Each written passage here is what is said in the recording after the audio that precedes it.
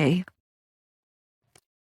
So I'm sitting here on the couch, talking out loud, which feels interesting. I'm used to feeling like I'm hiding back in my studio with my rainbow lights behind me, supporting me, and had to feel like it had to be kind of quiet. And certainly, as soon as there was a voice on the other side of the wall, because there was a shared office wall, I would stop or hurry through something or just completely distracted. I'm so easily distracted. And here I am sitting on my couch. It's been a little over a week since this has been my house and my daughter's. Very careful to say it's not mom and dad's house, but her and dad's house and her and mom's house. She has two houses. And so right now, there's still a lot of cleaning out happening, packing up. A lot of stuff was left behind. So, and then rooms are getting switched around. Feels expansive. It feels really expansive that there's this house and rooms to move into and be used because he had a home office. We have a 3-bedroom house. He had a home office and then a bedroom. And gosh, it feels so weird admitting this because it's just, how we live is, just so weird and personal. And we all have these ways, especially after COVID, that we adjusted to living in new and weird ways.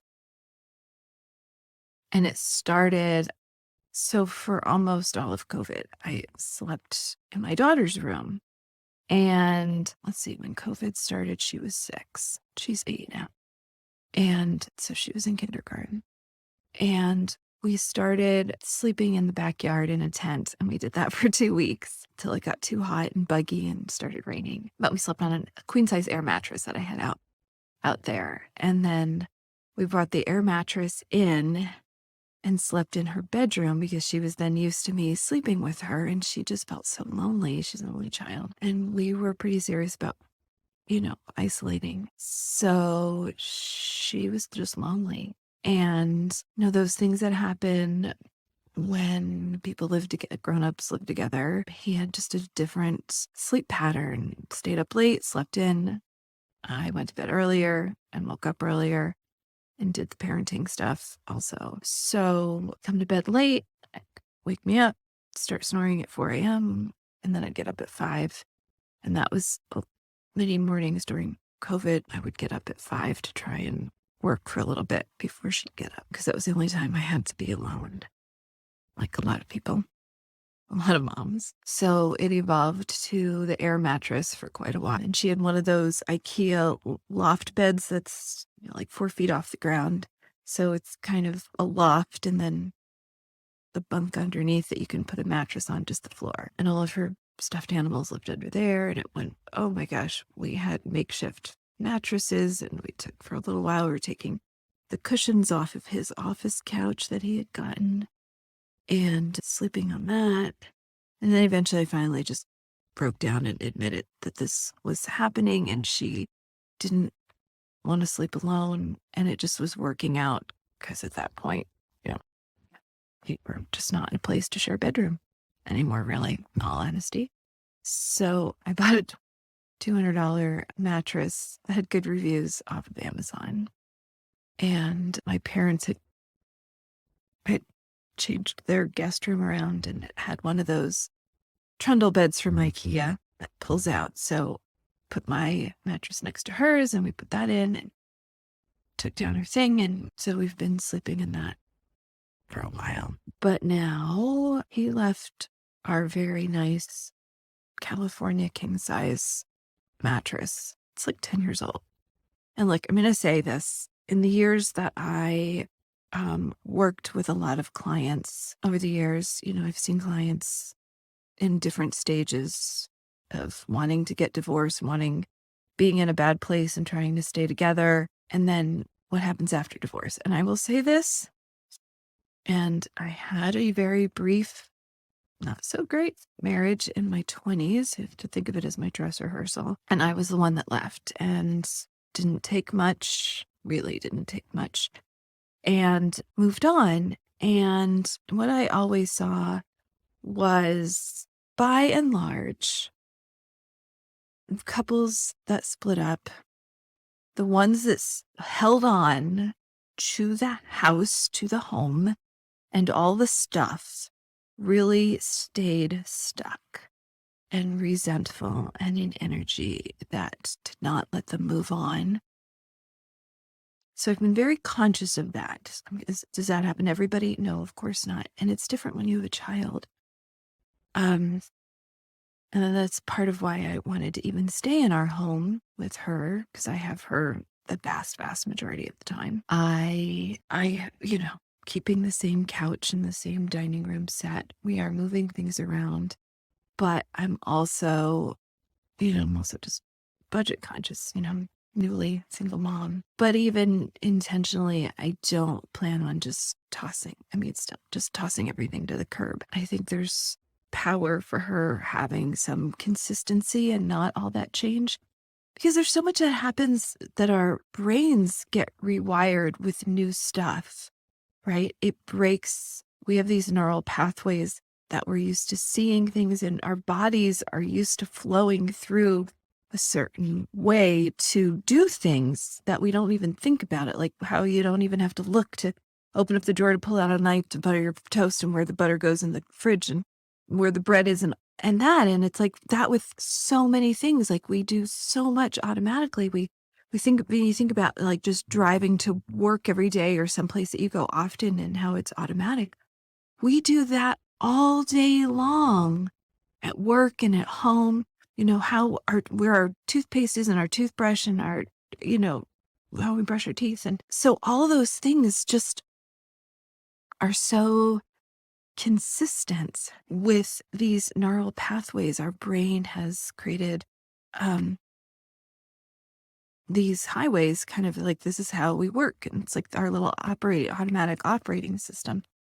So when we move things need to get rewired, and it's very disconcerting and disorienting. And that is part of why moving, even in the best of times, is so stressful. So I'm also conscious of that new way of being, that there's a lot to be rewired and changed. So I'm just conscious of not overdoing that as well. But there are rooms, the 3 bedrooms are getting moved around.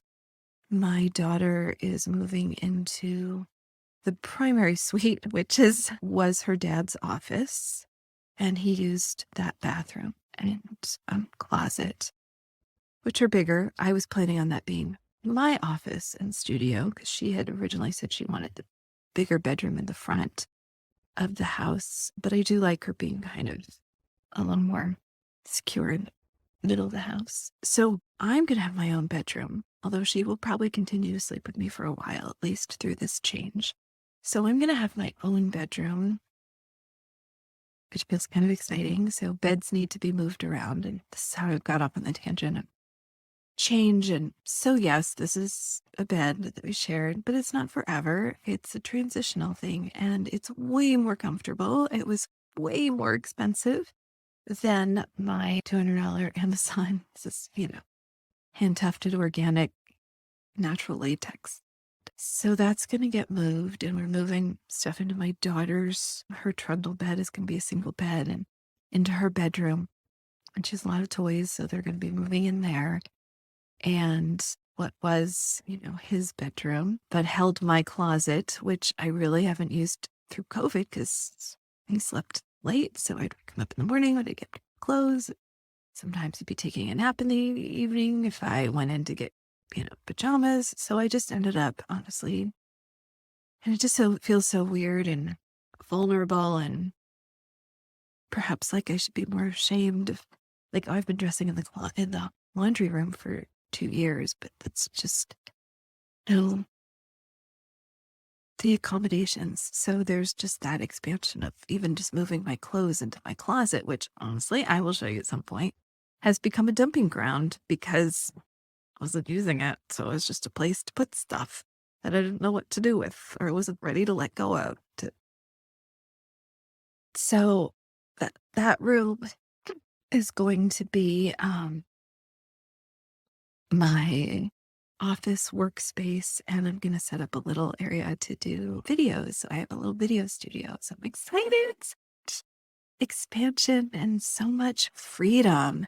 Why am I sitting here like I just freedom, like I'm just sitting here on my couch talking out loud, and that just feels so freeing. Yes, my daughter's here, but she's actually recording something um on her Toco World app, which is like a virtual dollhouse world.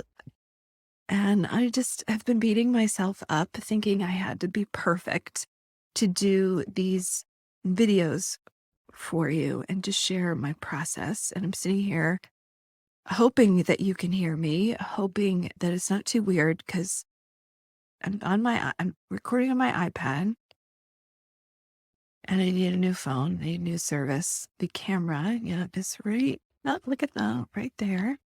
And I'm getting distracted by my face because I can see myself here, but that's awkward. So, not this angle, but that's just it, right? I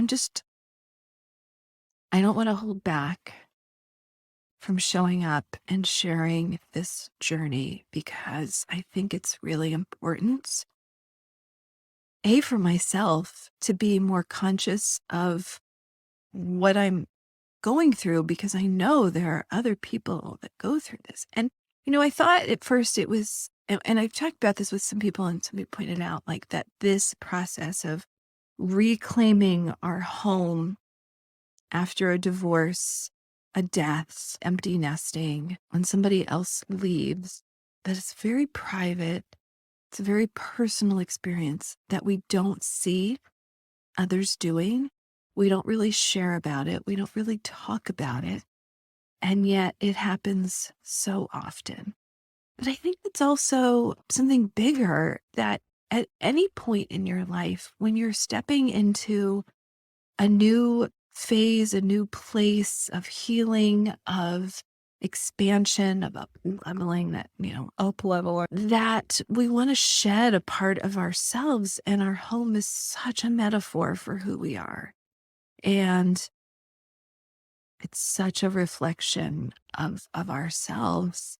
And it's such an integral part of our life, of our well-being, of how functional, there's so many levels to our homes. Oh, do you hear that little ch-ch-ch? That's the guinea pigs. They're right over there. Snowy and Luna. They are very sweet little emotional support guinea pigs that we got my daughter during COVID because she loves animals and she was lonely. And so they have been surprised. I'm kind of surprised at how much they have honestly helped me. They're cuddly little things and very gentle with a lot of personality. They've helped me a lot too. So much. There's just so much. Now, after 2 years of COVID and so much more togetherness than we ever had. He always traveled about 200 days a year, starting before my daughter was born. I think at one point I figured out it's probably been about 13 years. It's point 12 years that he's been traveling, but then COVID stopped that work he was doing. So we were home all the time. Yeah, it's amazing that we get so here we are. And yeah, it's just something to just feel on a Sunday afternoon, to feel this freedom to sit on my couch and just share with you the beginnings of this, of where I'm at, this new level of comfort. And, part of me, I don't know why I thought, oh, he'd move out. And suddenly, it would all just click and I'd moving everything around and doing all this reclaiming. And it's funny, I started reclaiming, obviously, maybe not obviously, before he moved out, when I knew, you know, knew months ago that he was moving on and wanting trying to find a place, and real estate right now is really insane, especially where we live. So, things I realized, like, I was always the one left with the responsibility or burden of taking care of our home 100%, pretty much 99.8%. And I realized I'm not a neat freak. I wish I had a little bit of that OCD or something to want to clean more. But I also realized how much I didn't clean up as much because I had to, like, why bother? Like, I'd clean up the kitchen after trying to work and homeschool and parent and do all the household things and make a meal. And I honestly do not enjoy cooking. I do not, I really enjoy baking, but I do not enjoy cooking. For my ADHD brain, trying to coordinate multiple things to get done at the same time and just planning it, figuring out what to eat. I am gluten free. My daughter doesn't need to be, like trying to manage different, basically sometimes, beginning of COVID, before I honestly just gave up on making meals for everybody. Sometimes I'd honestly make 3 different meals for one meal to accommodate everybody. Yeah, but,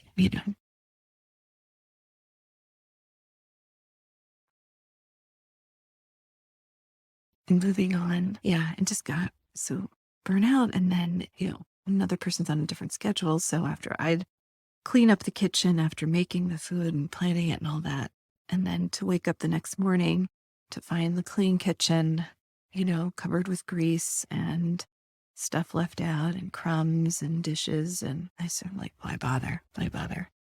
And it's funny, like a couple weeks ago, I noticed, I started like, oh, look, there's a little schmutz on the edge of the dishwasher. So I started cleaning the dishwasher and cleaning the sides where it was like, found some grime there. And then I realized, like, oh, the wall next to the dishwasher was, oh, there's stuff there. And so I'm scrubbing that. And then I'm scrubbing the floor underneath it. And I'm scrubbing the baseboards. And I owned it. Like, there was such a new feeling of ownership, of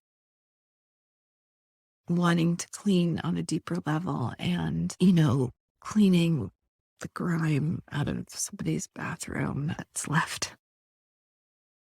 But even if you were the neatest person in the world, when you move, there's still just all the stuff that collects and dust and whatnot, little surprises you find under and behind things. And so, yeah, so I'm not just automatically moving everything. There's still packing up. I've mostly gotten my daughter's bedroom cleared out, and there's a growing enormous pile of boxes and stuff in the garage. And so I have a closet. There's just stuff. It's like Tetris, right? So there's like the move. You move this. We had to take apart her bed in order to get it through the door to put it back together. And then the mattress can, and then there's a cleaning up, and it's like, but I figured it all out, the journey. So where we are from her old bedroom into her new bedroom, we took apart her bed and moved it. And then he had left a couch in his office and moved that into what we've called the Florida room. So the Florida room, those of you who don't know what a Florida room is, a Florida room was once, well, it was once a lanai. A lanai is a screened-in porch, a screened-in room to keep the bugs out. And so we have a lanai, and then the lanai was built after I'm sorry, I'm not getting off the couch to show you now, but you'll get to see it.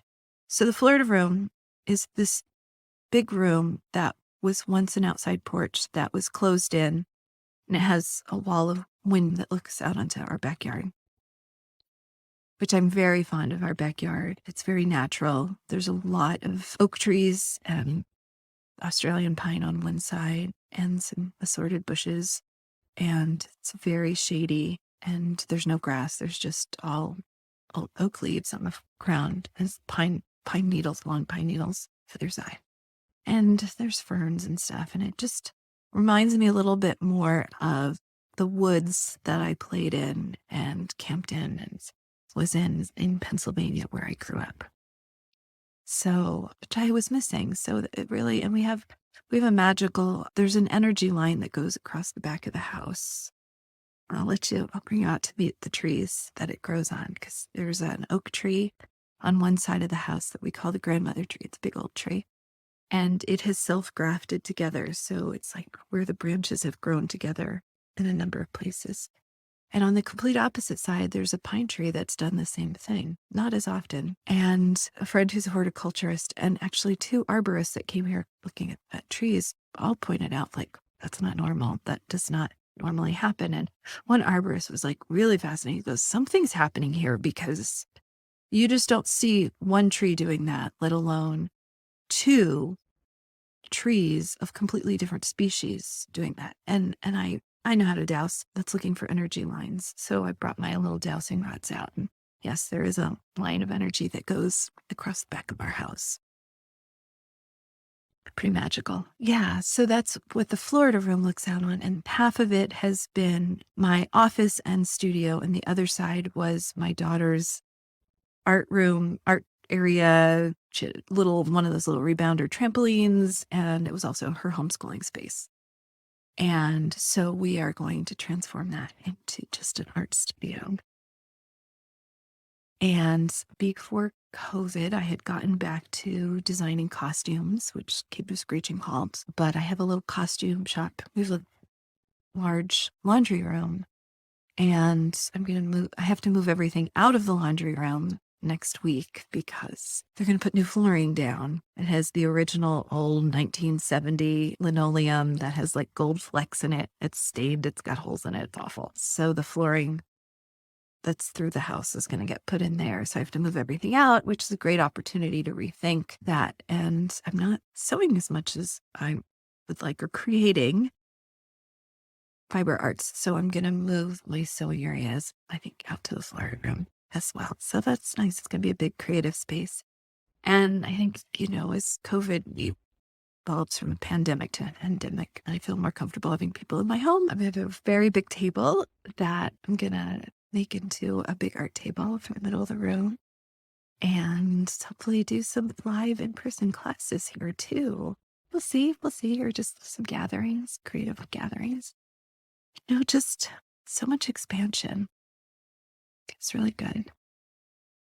Yeah, so I'm excited for this. And it's funny because, not funny, it's tragic. There was part of me that just didn't think, when I think of being a single mom, I think of like, oh, we're going to have this tiny little 1-bedroom apartment in this crappy neighborhood and I'm going to be struggling and it's going to be awful. But right now it's just exciting to feel that, no, it's expansive. No, that does not have to be my story.